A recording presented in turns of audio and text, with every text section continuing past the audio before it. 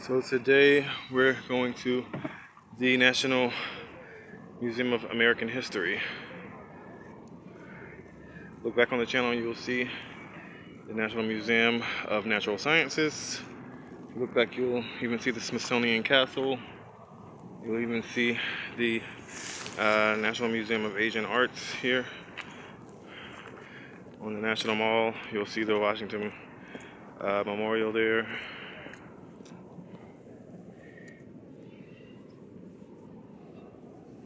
And all the way down there is the Capitol of the United States of America. On the other side of it is the pool, and then there's the Lincoln Memorial, and so on and so on. We're on the National Mall in Washington, D.C. And today we are going to the National Museum of American History. We've decided it's the Museum of African American History. And then over here on the other side of that is the Museum of African Art. On the opposite side of the Museum of Asian Art. Today we're going to the Museum of American History. American History.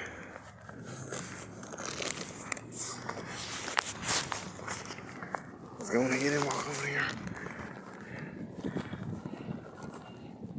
It's the Smithsonian Museum. Again, Mr. Smithsonian was a British man who left a large fortune that he wanted to donate to the American government. It was transacted and processed within time, which was kind of rare during the time, considering the amount of cases and the attorneys, I guess the state attorneys and stuff like that. But it was able to get through to the American government. And from that, the Smithsonian Institute was started, and you have all of the Smithsonian museums and institutions and educational institutions. And again, I emphasize so much stuff was over a million items in collection. So many things were donated, and even till today, as far as education is concerned, people from all over the world who have never been to Washington, D.C. Interact and contribute in the Smithsonian process, as you can do so online and at, I believe, si.edu. Or maybe I'll drop that in the comment section for you.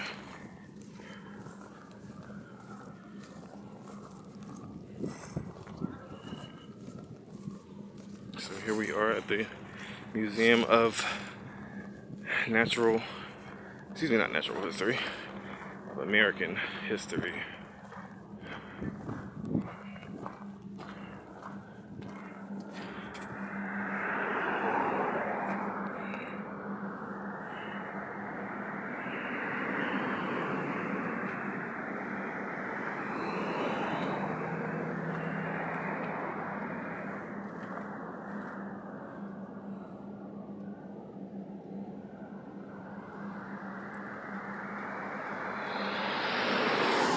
And again, as we go through security, I will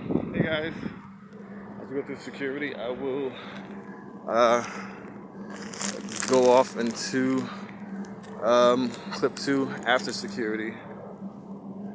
Right here, I'm just showing you the exterior, the beautiful exterior design of the building. Looks like some type of concrete or stone. Here we are at the National Museum of American History.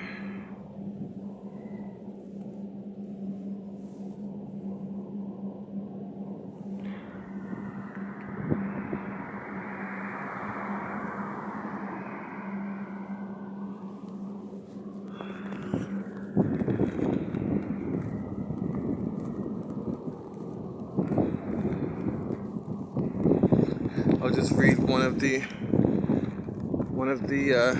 textualizations for you, if I may.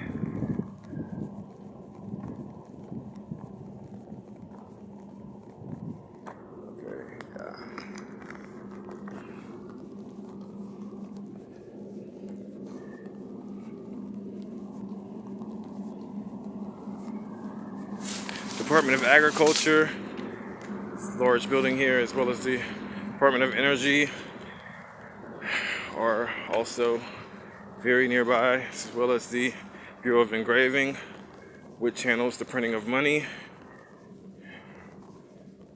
here in Washington, D.C.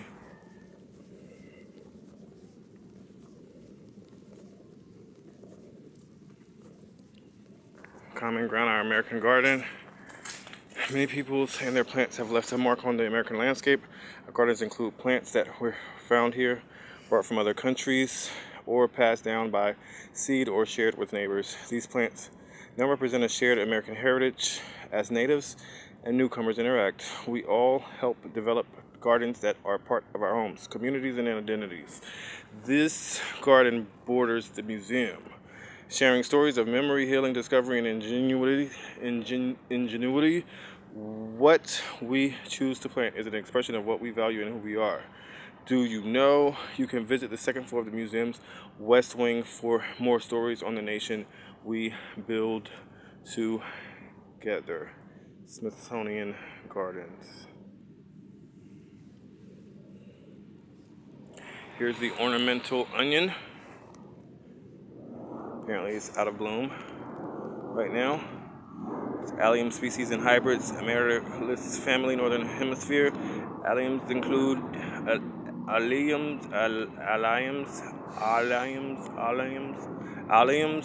alliums include edible onions, garlic, leeks, and chives. Plant explorers have also collected non-edible and ornamental varieties with globe-like flowers from all around the world to breed new sizes and colors for gardens. Did you know that there are over 300 historical documented uses of allium species by Native Americans as food, flavoring, and medicine? I believe they are currently out of bloom.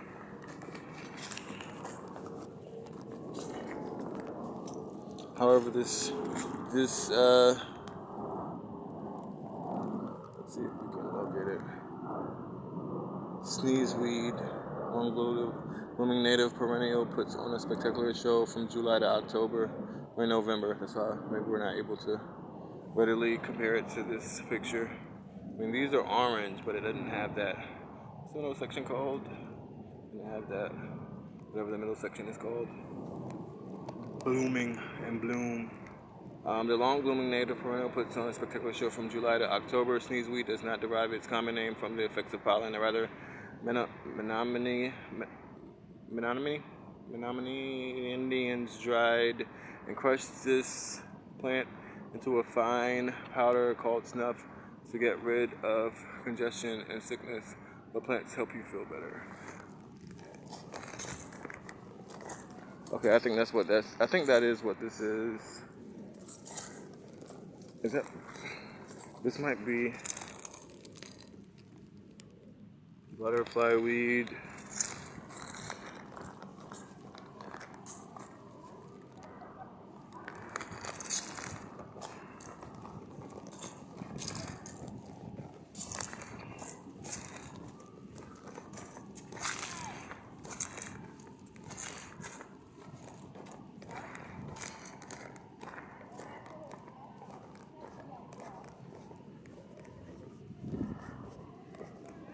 Some type of presentation.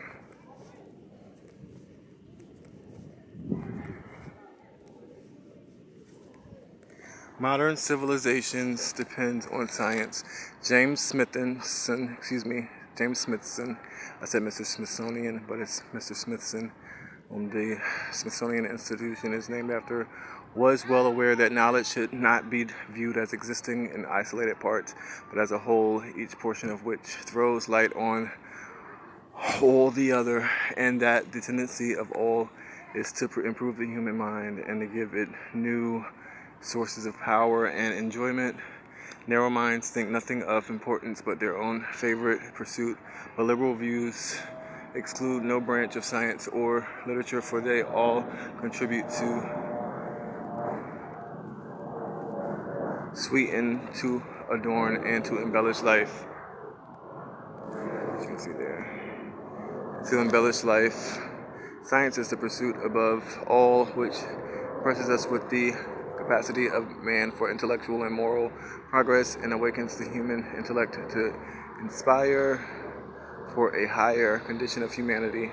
Joseph Henry, 1797 to 1878, first Secretary of the Smithsonian Institution, National Museum of American History, Kenneth Behring Center. Okay guys, let's get ready to go in.